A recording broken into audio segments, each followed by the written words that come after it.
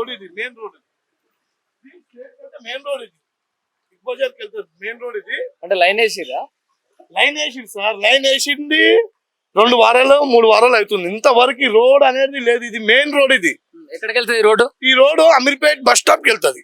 మేము వెళ్ళాలంటే Ameerpet bus stop కి ఇప్పుడు అట్లా అని వెళ్తున్నాం. చాలా లాంగ్ అవుతుంది. ఆడవాళ్ళు నడవలేరు, మగవాళ్ళం అంటే మేము అటు ఇటు పక్క పోండి పోతాం. ఒక బండి వెహికల్ అన్నా వెళ్తే మాకు అవకాశమే లేదు. అక్కడ అమీర్పేట్కి వెళ్ళి మేము అక్కడ నుంచి బజార్కి వెళ్ళి రావాలా, మాకు దారి అనేదే లేదు. ఈ బురదలు ఎట్లా వెళ్తాము? ఈ బురదనా ఇది పని వస్తే అక్కడ మీనలు తెరిచిపెట్టారు, దాంట్లో పడిపోతారు. ఇది మీనలు తీసిపెట్టారు, ఆడ మీనలు తీసి పెడుతురు. ఈ వర్షాలు వస్తాయి. జిహెచ్ఎంసీ వాళ్ళు రావట్లే? జిహెచ్ఎంసీ వాళ్ళు ఎవరు? మేమే కొట్టుకోవాలా. ఈ రోడ్డు నిన్న బంద్ అయిపోయింది మొత్తం, ఎవరు లేరు. అక్కడ హాస్టల్ ఉంది, లేడీస్ హాస్టల్ ఉంది, బాయ్స్ హాస్టల్ ఉంది, లోపల కాలేజ్ ఉంది.